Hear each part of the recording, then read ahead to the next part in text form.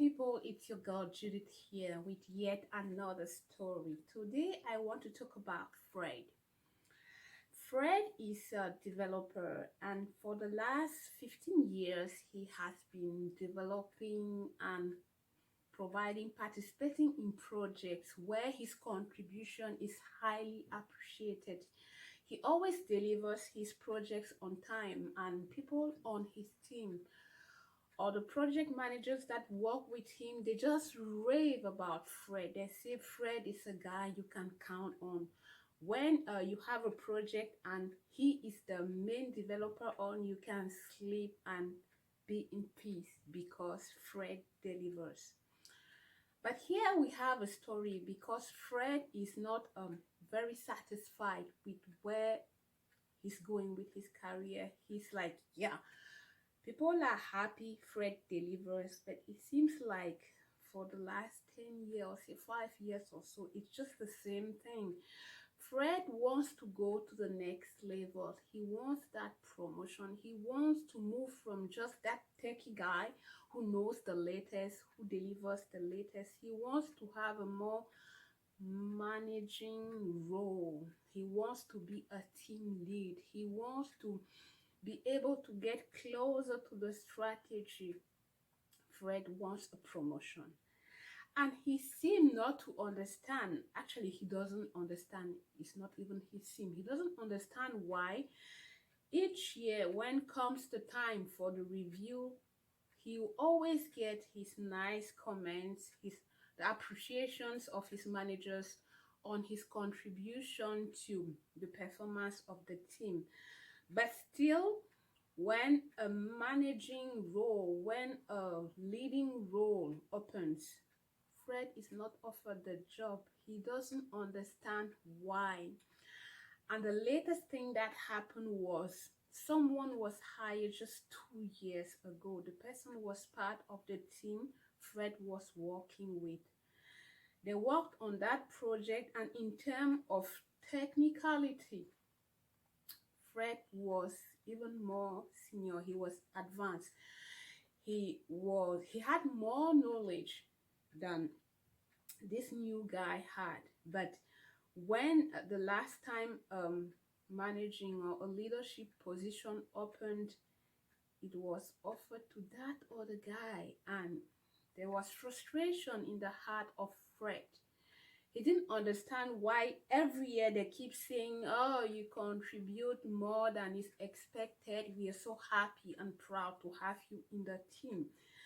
But why didn't they give him the role, the job, that new position that was opened? So when Fred came to me, this was his problem. He is technically very senior skills. He has this very high skills, but he is passed over for promotions. What we did was we had a discussion. My intervention was to try and understand and guide and coach Fred to be able to have the discussion with the managers why he was passed over for the promotion. And something that always came up was he lacked people skills. Fred was a very good technical guy, no discussion about that, but the ability to connect, to influence, and to lead a team, the management wasn't sure Fred had those skills.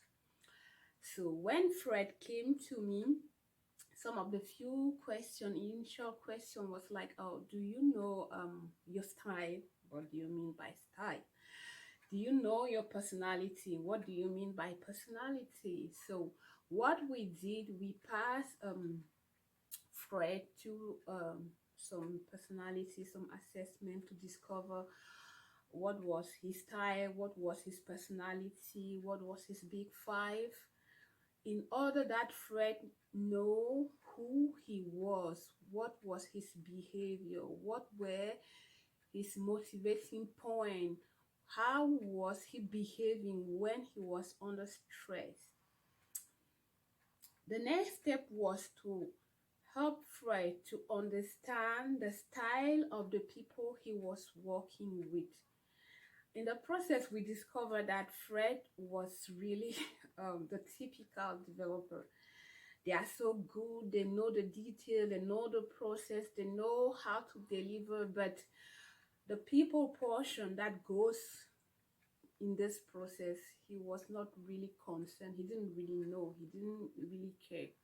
What actually mattered to Fred was to develop a quality product and to have it delivered on time. So after Fred discovered his style, he was blue in terms of disc. We worked with Fred to help Fred understand the style of the people he interacted with and ways for him to connect with the different other personalities. At the end of the day, Fred discovered that ways like to connect with other people that were very enthusiastic, other people who were more how to connect with other people who were just interested in having things delivered. Fred developed his people skills. And knowing that he was a blue and that he had a tendency to be very severe about the detail, about the process, we, together with Fred, we worked on how he could be flexible in his style, knowing that what matters to him was details, how he could go past the detail, at least to connect with the people he were working with. In this process, as Fred started implementing the strategies, he noticed that people would come and talk to him more in his office. And as a consequence, he could connect more.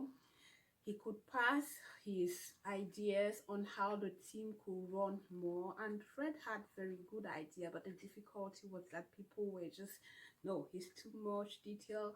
What matters to him is just to have the things delivered. Like, he was not going along very well with people. So as Fred knew that was who he was and he started flexing to connect with other people, things became better and more people came to Fred. He was already the tech lead. He was the best technical guy in the team. But now, as Fred started connecting more, he could have the input of other people. He could interact with them more. He could influence the team more. And the management noticed the change that was happening in the team. As a consequence, when next another position of management opened, Fred was offered the opportunity. Something we can notice with this example of Fred is that in the process, Fred had to learn to know who he was. Well, apart from being this very skilled developer, he was someone who loved processes, who loved details. Because of that, he was just focused on what he understand, what mattered to him, according to his blue eyeglasses he was wearing. He was seeing the world in blue. But in his team, not everybody had blue eyeglasses just like Fred.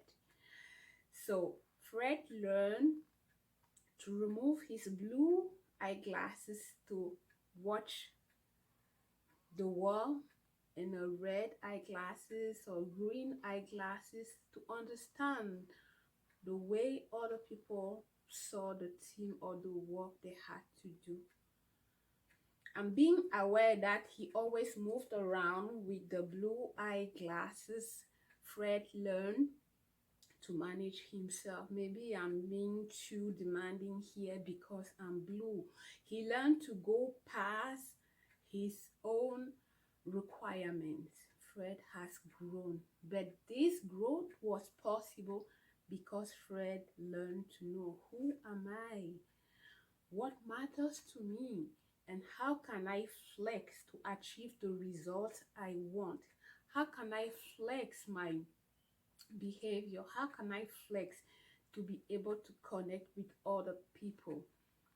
It's a true story. Fred is based in Montreal, and I'm happy to see Fred in a managing position today.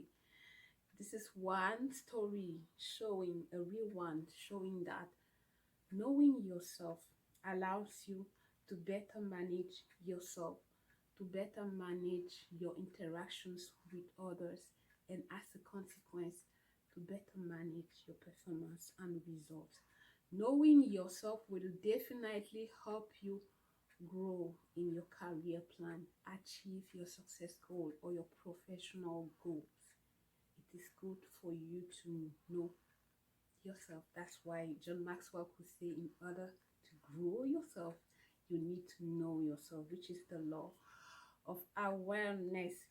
I hope the story of Fred could inspire you, and in order to encourage you in your journey to grow and achieve your results, I am giving you for free access to the 15 Laws of Growth of John Maxwell. Feel free to check the links below and to download them.